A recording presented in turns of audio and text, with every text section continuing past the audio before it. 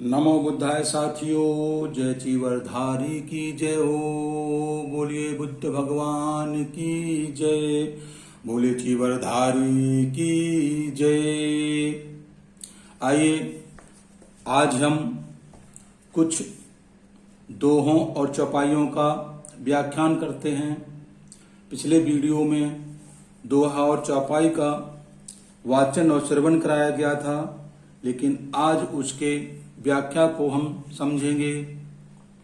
माता का आशीर्वाद होता दुआओं से भरा, संकट में पड़े लाल को पल भर में निकालता। भगवान बुद्ध कहते हैं कि यदि आप अपनी माता जी के आशीर्वाद को प्रायः प्रतिदिन लेते रहेंगे, माँ का आप सम्मान करते रहेंगे, आपको आशीर्वाद मिलता रहेगा, माँ दुआएं देती रहेगी। और वे दुआएं जो होती हैं, वे दुआएं अपने बच्चे को संकट में पड़े लाल को पल भर में निकालता। कहने का तात्पर्य है कि माँ के आशीर्वाद में इतनी शक्ति होती है, भावनात्मक शक्ति होती है कि वह अपने बच्चे को जो कि संकट में आ गया है, उस संकट में निकालने के लिए वह भरसक प्रयास करती है माँ, और उसकी दुआएं काम करती हैं।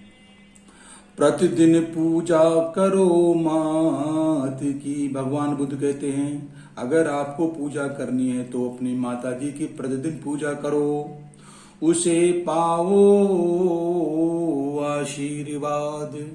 अपनी माँ का आशीर्वाद प्रतिदिन ग्रहण करना चाहिए, प्राप्त करना चाहिए। क्यों?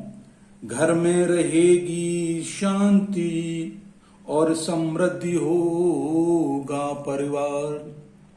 जो अपने माता पिता का सम्मान करते हैं, अपने माता पिता का आशीर्वाद लेते हैं, तो घर में अमन चैन शांति रहती है, परिवार में समृद्धिता आती है, परिवार खुशहाल होता है, धनवान होता है। इस बात का हमें ध्यान रखना चाहिए। इसलिए हमें अपनी माता का हमेशा सम्मान करना चाहिए। आगे चौपाई में क्या कहते हैं? चीवरधारी को शीश नमाऊं, आओ उनसे शिक्षा पाऊं। यानी कि अब मैं आपसे आग्रह करता हूं कि जिन्होंने इतनी अच्छी अच्छी बातें बताई, जिनको विश्व गुरु कहा जाता है, ऐसे विश्व गुरु को हम सदा नमन करते हैं, क्योंकि उनके शिक्षाओं में ज्ञान है और वो ज्ञान सार्थक है, सारगर्भित है, जो कि जीवन को सफल बनाता है। क्या कहते हैं? करत विवेचन बुद्ध सहाई, शांति भाव सब रखो भाई। भगवान बुद्ध कहते हैं, विवेचना करते हैं, बुद्ध जी कहते हैं कि देखिए, यदि आप शांत भाव रखेंगे, आप अपने अंदर ठहराव शांति लाएंगे तो आपके लिए सहाय होगी, यानी कि सहायता, आपको सहायता मिलेगी उसी शांति से। शांत प्रिय व्यक्ति को हर कोई दूसरा व्यक्ति पसंद करता है। इसलिए प्रथम गुण ये है कि आप शांत भाव में रहें, शांत रूप धारण करें। और क्या कहते हैं? अपनी भावना स्वच्छ जो राखे, जीवन में वह सफल हो जावे। भगवान बुद्ध कहते हैं जो प्राणी, जो व्यक्ति अपनी भावनाओं को स्वच्छ रखता है, साफ रखता है, निष्कपट रखता है, लोगों के लिए ईर्ष्या रहित रखता है, ऐसे स्वच्छ मन भावना वाले व्यक्ति के लिए उसका जीवन हमेशा सफल होता है, जीवन हमेशा सार्थक और सुख समृद्धि से भरा होता है। क्यों? क्योंकि ऐसे स्वच्छ मन भाव वाले व्यक्ति के लिए, जो शांत प्रिय है, समाज में हर व्यक्ति उसको पसंद करता है, उसको कभी खतरा नहीं मानता है। आगे क्या कहते हैं? माता पिता की जो सेवा कीजे, सुख शांति वह घर में लीजे। भगवान बुद्ध कहते हैं जो व्यक्ति, जो उपासक, जो श्रोताजन अपने माता पिता की हृदय से सेवा करते हैं, उनके घर में सुख शांति होती है और उनके घर में हमेशा वो सुख शांति का मजा लेते हैं, सुख शांति का अनुभव करते हैं, की अनुभूति करते हैं। तो हमें अपने माता पिता की शांत भाव से सेवा करनी चाहिए, निष्कपट होकर के सेवा करनी चाहिए। सुख शांति घर में आती है, वही सबसे बड़ा धन होता है, खुशहाली का धन होता है। और आगे क्या कहते हैं? भाई बहन सा कोई न प्यारा, दुख में बनता वही सहारा।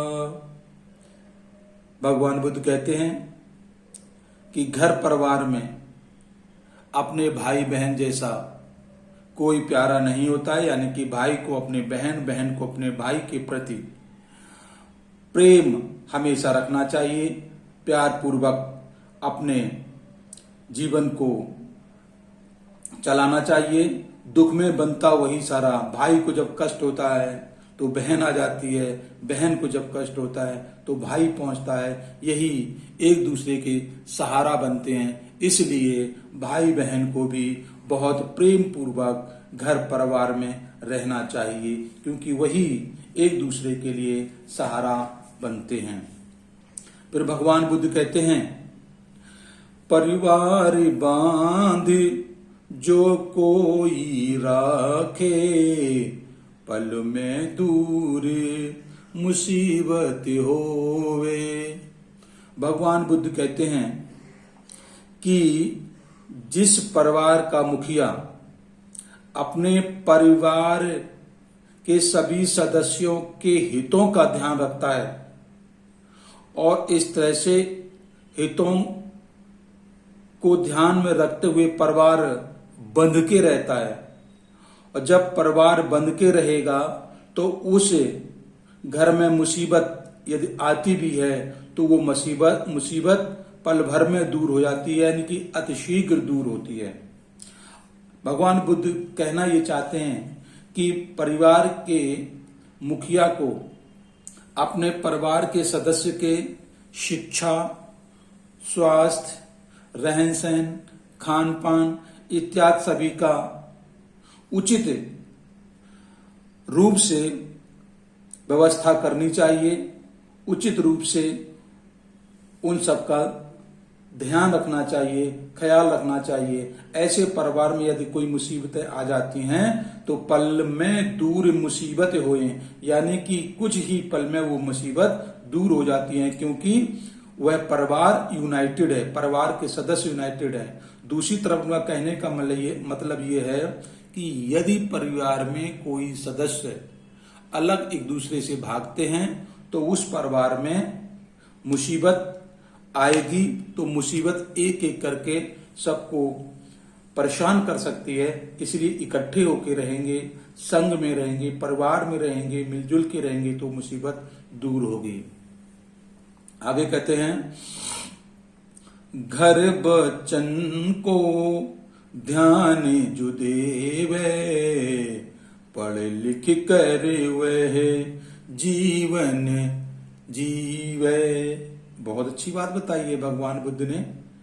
चीवरधारी क्या कहते हैं कि जिस घर में माता पिता, दादा दादी या घर के चाचा चाची अपने परिवार के बच्चों पर ध्यान देते हैं, अपने परिवार के बच्चों के रख रखाव, शिक्षा, स्वास्थ्य, संस्कार पर ध्यान देते हैं और उनको पढ़ा लिखा करके बड़ा करते हैं, यानी कि पढ़ने लिखने में संपूर्ण सहयोग करते हैं, तो ऐसे बच्चे वे अपना जीवन तो अच्छा जीते ही हैं। दूसरा, समाज, परिवार, पड़ोस देश के लिए भी वो जीवन अच्छा बनाते हैं।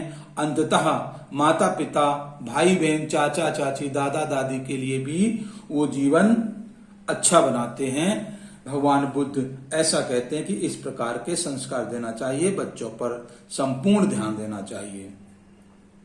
आगे कहते हैं भगवान बुद्ध, बड़े बूढ़ों का सम्मान करिए, जीवन का वे अनुभव देंगे।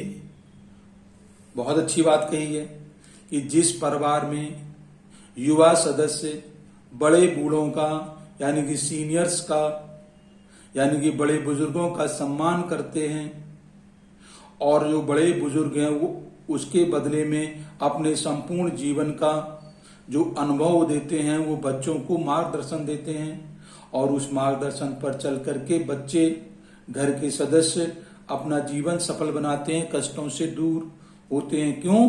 क्योंकि बड़े बुजुर्गों का अपने जीवन का तजुर्बा होता है। उनके तजुर्बों को सुन करके, समझ करके हमें आगे बढ़ना चाहिए और इससे हमें कठिनाइयां थोड़ी कम मिलेंगी। ये भगवान बुद्ध कहते हैं, बहुत अच्छी बात कहते हैं। समाज की खातिर आपका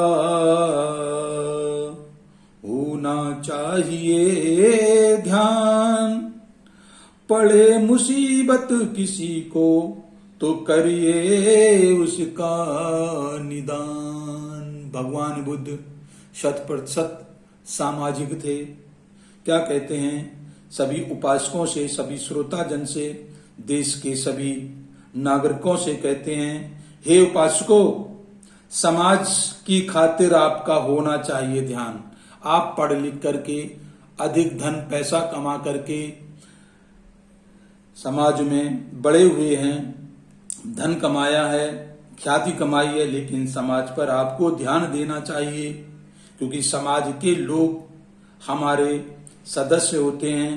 समाज के सदस्य यदि अच्छे होंगे तो समाज अच्छा होगा। और क्या कहते हैं? पड़े मुसीबत किसी को, पास पड़ोस आसपास रिश्तेदारी कहीं किसी को मुसीबत पड़ती है तो उसके निदान यानी कि उसके निदान के लिए, उसकी समस्या के समाधान के लिए आपको आगे बढ़ करके आना चाहिए और आपको ध्यान देना चाहिए कि उसका निदान होए। ये हमारा परम कर्तव्य बनता है।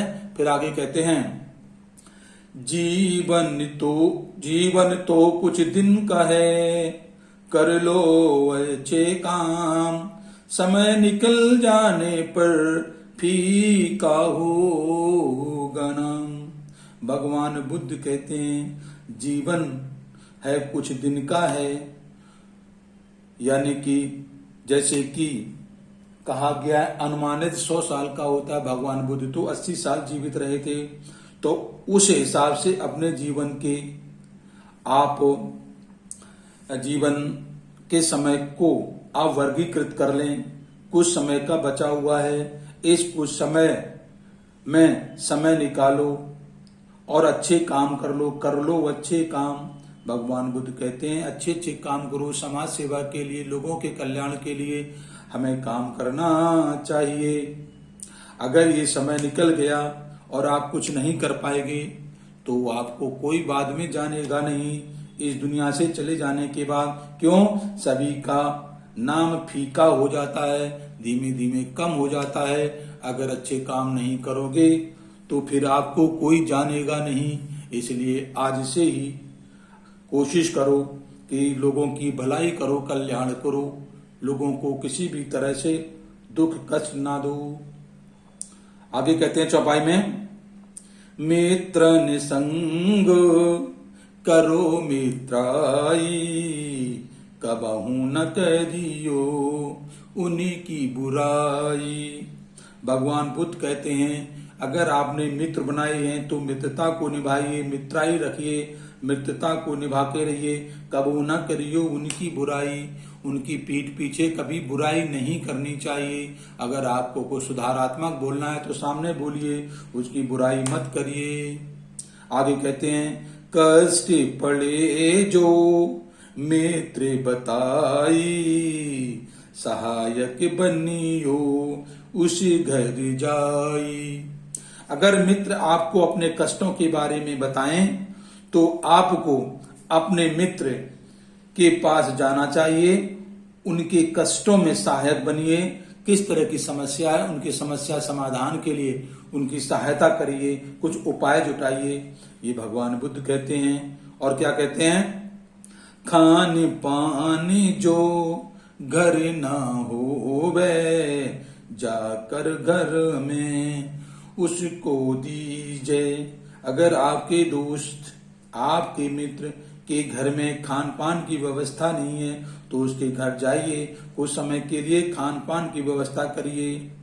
जब तक उनका समय सही नहीं हो जाता है, उनकी स्थिति सही नहीं हो जाती है, तो आप उनके घर जाकर के व्यवस्था कीजिए। और क्या कहते हैं? माता पिता और बहन भाई, मानियो अपने जैसा जाई। मित्र के घर जाकर के उसके माता पिता और भाई बहनों को अपने माता पिता भाई बहनों की तरह सम्मान देना चाहिए, उसी तरह से व्यवहार करना चाहिए। ये भगवान बुद्ध आपको सामाजिक बात बताते हैं।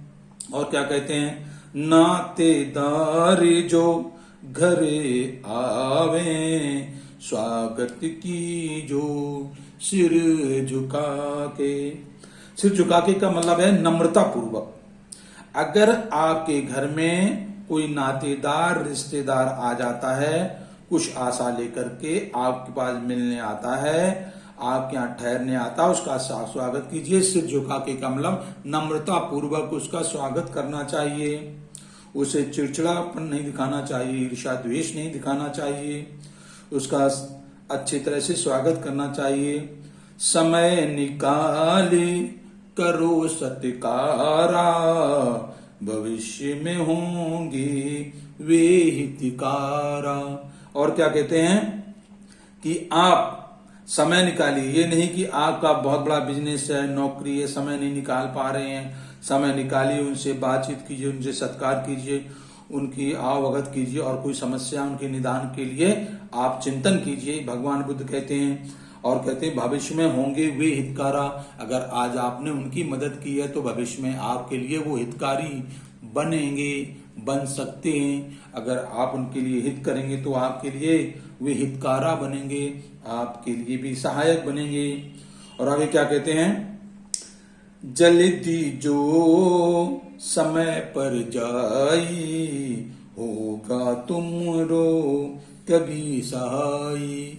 भगवान बुद्ध अपने समकालीन व्यवस्था और अवस्था के माध्यम से के अनुसार कहते हैं कि जल्दी जो समय पर आई। अगर कोई घर में आता है, प्रथम उनको प्यास के बारे में, उन्हें प्यास लगी होगी, पानी देना चाहिए, जल देना चाहिए। सबसे पहले जल उनको जरूर दीजिए, है ना। होगा तुम्हें कभी सहाय। और उस जल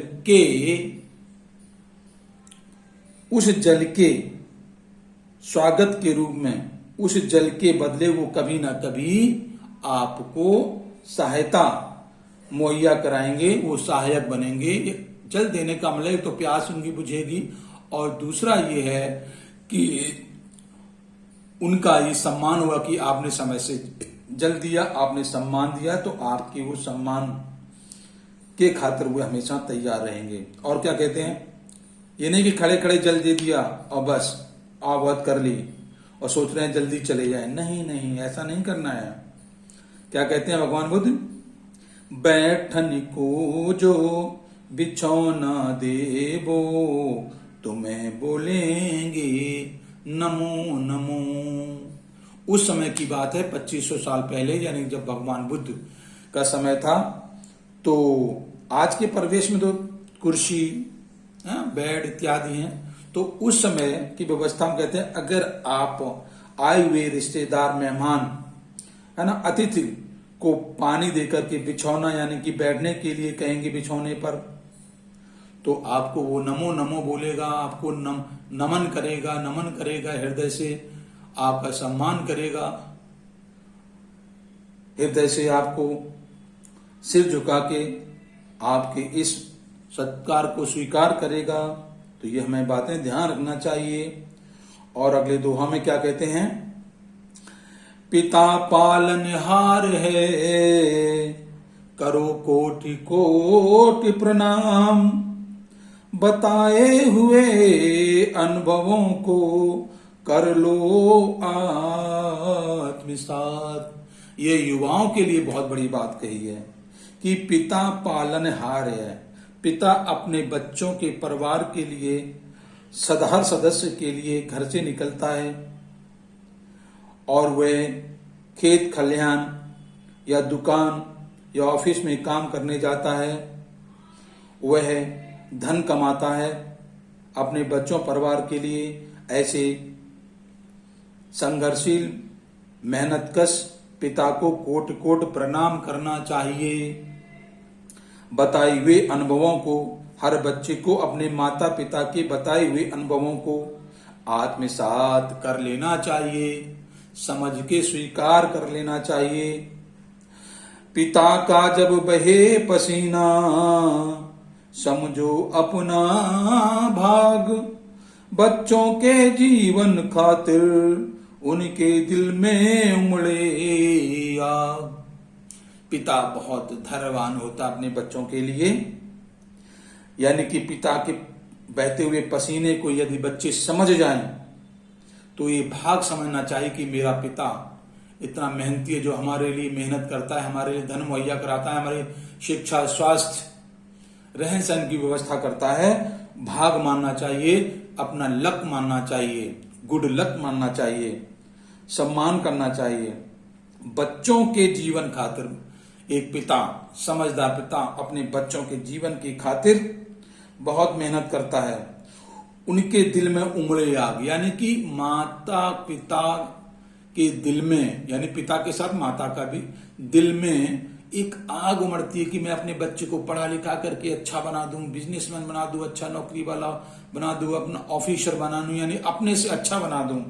ऐसी आग पिता के दिल में लगी रहती है। उस आग को बच्चों को समझना चाहिए, भगवान बुद्ध कहते हैं। इन तमाम शिक्षाप्रदी बातों को हमें आत्मसात करना चाहिए। हम श्रोताओं को, हम सभी उपासकों को माननी चाहिए। आशा है कि आप भगवान बुद्ध की इन सार्थक बातों को, ज्ञान भरी बातों को आपने समझा और जीवन में आप बातों को मानेंगे, जीवन सफल बनाएंगे, समाज, देश, परिवार के लिए कल्याणकारी बनेंगे। इन्हीं शब्दों के साथ आपसे निवेदन करता हूं कि आप हमारे ज्ञान न्यूज चैनल को सब्सक्राइब करें, लाइक करें, कमेंट करें। हम आपका हमेशा स्वागत करेंगे। और अंत में बोलिए भगवान बुद्ध की जय, बोलिए चीवरधारी की जय। जय जय चीवरधारी।